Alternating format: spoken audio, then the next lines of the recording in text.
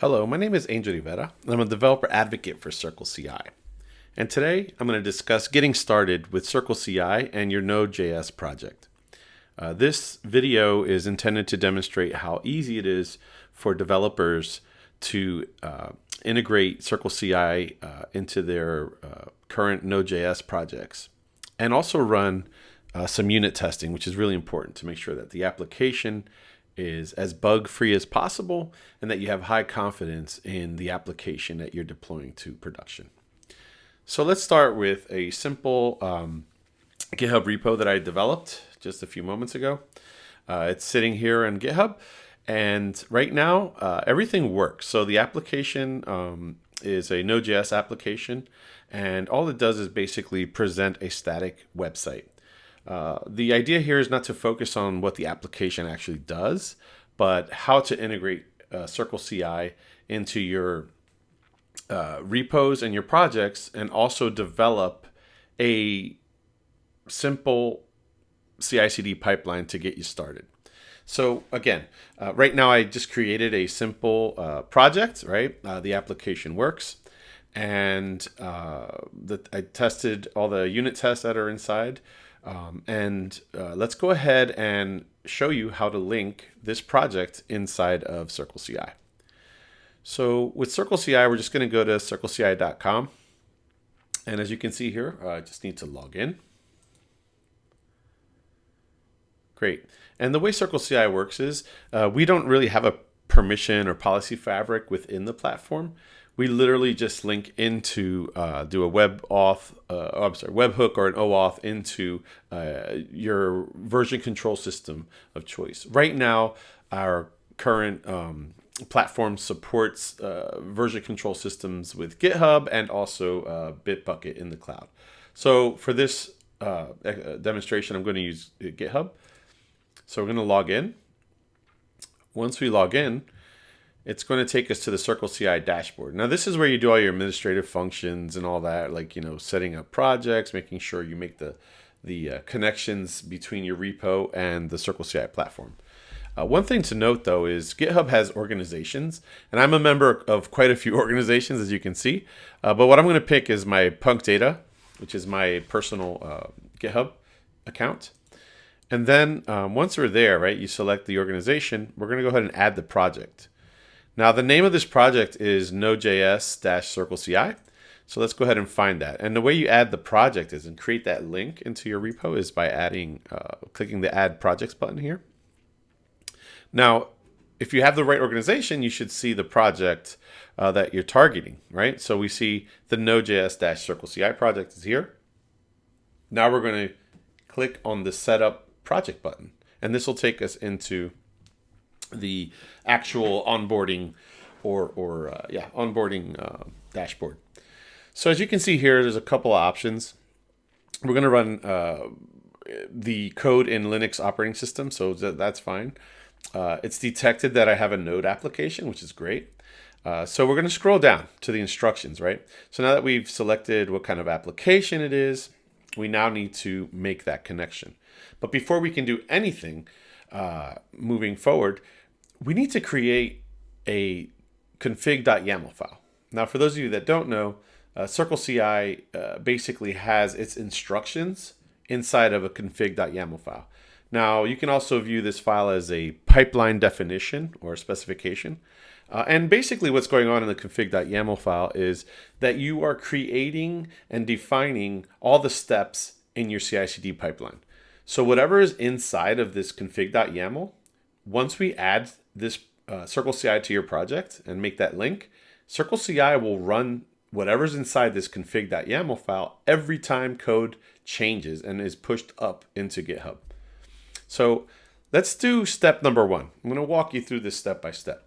So step number one, let's create this CircleCI .circleci folder, and inside there we have to add this config.yaml file. So let me jump over to my code editor. I already have the project here in Microsoft Visual, I think it's Visual Studio Code. It's a pretty cool editor. I've been using it lately. I like it a lot. As you can see here, the application is already there. I've already cloned the repo. But what I want to do now is I want to create this folder. So let's go ahead and do .circleci. That looks right. I'm the worst speller, but it looks pretty good today. And then we're going to do, within that folder, we're going to create a config.yml file, which is YAML. So now that I have my file there, I'm going to start defining the pipeline. Now, if we jump back over to here, step number 2 is where we're at, right? So what I'm going to do is populate the config.yaml file shown below. Now you have a copy to clipboard button here. And what that does is takes this sample YML file and copies it into the clipboard, and then you can paste it into the editor. What I'm going to do is just create one off the cuff. So I want to basically test my application using Mocha, which is a unit or a testing framework or testing harness that is part of the Node.js ecosystem. There's plenty of other testing tools. I'm not a big Node person personally, but I use the Mocha testing framework, which is the one I'm familiar with. So that's the one we're going to use today. So let's jump over to my text editor. Now, the first thing I'm going to do is create the headliner kind of syntax for our config.yaml. And let's go ahead and create the version and then the jobs key. So what I've added here is basically the defining the version that I want CircleCI's platform to run, meaning CircleCI has versions 2.0 and then 2.1. The latest one obviously is 2.1. It has a lot more features. You can access orbs and all that, but that's for a more advanced topic later. So I've created this version control or this version number, which is 2.0. I've defined a jobs key, and now we have to populate what the jobs key does. And basically what jobs are a collective of commands or things that need to be executed within your pipeline. So now that we've defined a job key, we now need to define a job. And in this case, I'm going to go ahead and create the name for my job, and then I'm going to assign it a executor, which is where your source code will run. So let's go ahead and jump over here. Boom. So now I've created a jobs list, right? And then here I have a job called run_tests. So what this will do is lump all of the actions that I want to do within this run_test job. The number one thing that we have to do is define where the source code is going to run. So in this case, I'm using Docker. And what we call these, where we run our code in the CircleCI platform, we call them executors, right? These places where we run the code. Now, there are 4 executor types. One is a Docker image, whereas the code that your source code will be tested, run, built, and executed inside of a Docker container. The other option would be a machine. And that machine is basically another alias for a virtual machines. So you could literally, if you need a little bit more horsepower, you could instantiate a machine. That takes a little bit more configuration, as you would know, but it is a workhorse. So if you need a lot of juice, a lot of CPU power, definitely use a machine. The next executor that we have on deck is also called the Mac OS, which is literally when you need to run code inside of a Mac machine or virtual machine. What that does is it enables you to test like your iOS applications, your Swift code. It also enables you to test code that you write for maybe Mac iOS desktop type applications. And then finally we have, which was recently added, a Windows executor so that our Windows developers have a place to run their code now. So now that I've covered all the executors, let's go ahead and jump back into our Docker key here. Now, when you define a Docker key, you need to also define an image that will, define how, where and how our code will run, or the actual environment where it's going to run in. So what we're doing here is creating or calling the CircleCI Node.10 image, which has all the Node.js tools pre-installed, pre-baked, so that it lessens our build times on our pipelines. So now that I've defined the image, I now need to define the actual commands that are going to happen within the code. So let's go ahead and grab those, and then we're going to put those into the file. So now I've created a steps key here, right? So this is all the new stuff here. And the steps key basically is a list of things, of commands and things to do, to execute within our pipeline. Now we also have these, so let's move on to the next step, which is the checkout. A checkout is literally just an alias for git clone. So obviously if we're going to run code inside of this container, we need to get the code. So git checkout is just a nice easy way to say git clone the project that you're building against. The next line here, which is our run block, call these run blocks. And what this is doing is going to literally install our npm dependencies. So we never have to do like an npm install or npm install with a group. You can run those commands inside of this. And by the way, this is, you can call this anything. This is arbitrary, right? This is just what I call it. And you'll see how this all kind of blends together inside of the dashboard, where this name will become very useful to you. So in this command, we're just going to do an npm install. Now there is a package.json file, which I'm showing you right here. And it's going to install I've defined all the dependencies here in this file. It's much easier to kind of keep track of what's going on with your project if you have the dependencies stored in a package.json. It makes life a lot easier. And it's like a quick, easy way to see what's going on with your project. So let's jump back over to the config.yaml. Now that we have our installation of npm dependencies, I want to walk you through actually creating a next step here in our pipeline. So what we're going to do here is grab the next run block, which I'm going to next create a run block that will actually run our tests for us, right? And then we're actually going to store the test results with our build within the CircleCI platform. So you're going to see a few new elements to this configuration, but I'll walk through them so that you understand what exactly is going on. So now that I've added the run unit tests command and then also the storing of the results, I'll walk through this real quick. So we have another run block here, yeah, and we're calling this run unit tests, right? And obviously there's a command pipe here, and here we're just basically calling Mocha in this little bit right here. So when we run our npm dependencies, it's going to install all that stuff that we saw in our package.json. If you can see, we have Mocha here, right? So what this does is, since it's installing it locally inside of the container, in a full-blown operating system, your bash scripts or your bash RC files would be sourced again, meaning it would be stuck in memory and you'll have like the freshest data. Since we don't really care about the semantics of that, we're just going to run that binary straight up where it lies, right? I'm not going to add any environment variables. It doesn't really matter for this. So once we've got Mocha in the binary, right, we're going to go ahead and say, Mocha, look into the test folder, which is this guy right here. And what's happening here is this is where all my test applications are, right? So unit tests, integration tests, any kind of test should go in this folder. And what the system does is just traverses that folder, finds the files, and then executes the tests that are living in there. And what we have here is just going to go over a little bit of the details here.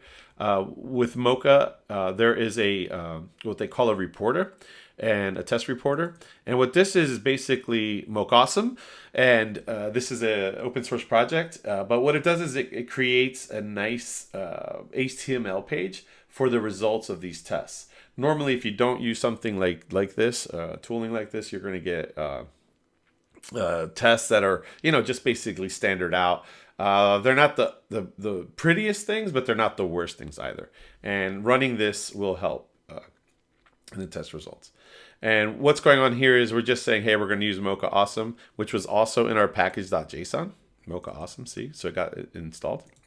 And then from there, we're just giving it some options, right? And one of them is, hey, let's change, I want you to pump the results into a folder called test results. And as you can see here, it doesn't exist, right? It doesn't exist yet because I didn't run it. But when we run it in our pipeline, it will.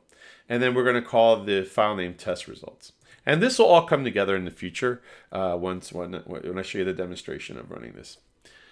The next step here is store the test results, right? So this is basically taking anything or any kind of test file results that live in this test results folder after we run the mocha awesome command. This will create the folder. It'll also create the test results inside of that folder. So this is basically telling CircleCI to grab anything that's in this test results folder and use it as a test result in the dashboard. And then the following line also does basically the same thing, but all it's doing is grabbing all the files, putting them into attaching them into the build in the dashboard, and then you'll be able to access both of these results. They'll be the same results, but you'll be accessing them in different ways. You'll be able to see all of the artifacts, meaning all of the files that are part of the result, if that makes sense. So now that we've covered basically the run test job, that's all we're going to do. So what we need to do next is grab this workflows key and then build out how we're going to integrate or orchestrate our builds with using workflows. So CircleCI has this concept of workflows. Workflows are basically a way to tie all your jobs together so that they operate and function cohesively. Meaning I have a workflow, right, the key here that I've just kind of pasted in there. And then I'm creating a workflow called build test. So this is just like the jobs name that I have up there, run test. Workflows is a more, it's just a name for the actual workflow. And we're going to call it build test. Now, as with, jobs, how jobs have steps, workflows need jobs because it orchestrates jobs. So right here, we're just going to list the job that we want to run. Since we only have one, we're going to use the -run_tests, which is the name for this job here, right? One job, one workflow. The workflow will run the job. I hope this all makes sense. It's pretty easy. I think it will once you see it in action as well. So now that I have basically all of my pipeline built out and it looks pretty good to me, I'm going to jump over to back to the dashboard. Now remember, we just finished step 2, right? So, well, actually we finished step 2 and 3. So this is great. So we have our configuration, we populated it, we updated our configuration, and now I need to commit it and push it upstream. So let's go ahead and do that real quick. Now, I'm going to go ahead and save this, and I'm going to jump over to the terminal. So I'm going to do a Git Status to see where we're at, what the condition of our repo is. So I have an untracked file, and that's right. So we need to do a git add because we created this new, right, just now. And then I need to config.yaml. So I'm adding the config.yaml file so that it's under version control. Great. Let me clear this out. Now we're going to do a git commit. And then we're going to commit the new CircleCI config that we created. So we have the commit. Now we have to give it a message, which is adding the CI config file. Just leave it at that. Simple message. Cool. So now that I've committed it locally, now I need to do a git push upstream. So it's pushing. Great. Now let's jump back over to our GitHub page. Let's do a refresh. We should see once the page refreshes the .circleci folder. Looks good. We look in there and we have a config.yaml. Let's take another look. Awesome. So all of the work that we did in the editor is now living inside of our branch, our master branch on a repo.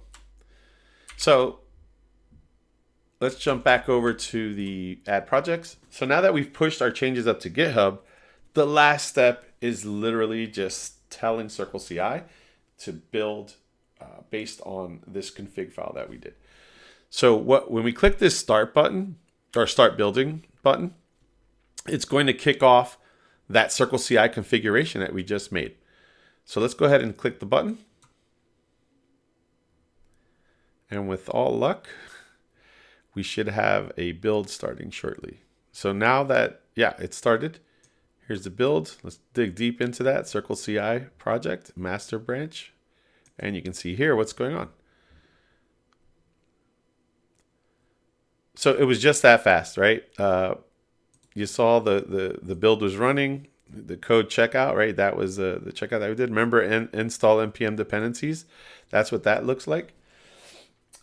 And this right here is a run unit test. Remember when I said that the tests were not that pretty? They're not that bad either, but I'll show you the results here. And remember, we were using Mocha Awesome to create these test results in files. So now that we ran our unit tests, we know that our code should be good. And it uploaded our artifacts, and here's the details for that, right? So once we have all of that done and a successful build, we can start looking up here. So I click the test, and you can see here, it's looking for an XML test results, which I didn't produce for this. So you're not going to get much out of this here. But here is where the actual HTML test results are created. So let's go ahead and open that in a new tab to see what that looks like. And there you go. You have our two tests that ran. One is to the get. It took 20 milliseconds. And you can see it returns a status code. And you can see exactly the actual test statement that was executed, which is really cool. And then we have the validate message test, right? So you can see again that I'm just validating that CircleCI, that this message is legit inside the application. So there you have it, folks. CircleCI is pretty cool. It enables you to automate a lot of things, most things, I should say, in your pipeline, so that you don't have to, manually do these things. The idea here is to give you velocity with high quality regarding the code, making sure that you're testing all the time without even thinking about it. Right? It's literally just git push commit.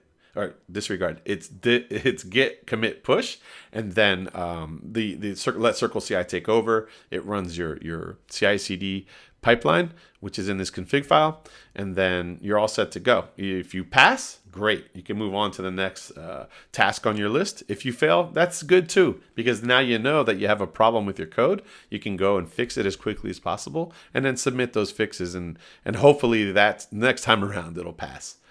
Well, that's it for now. Thank you for listening, and I appreciate you. Take care.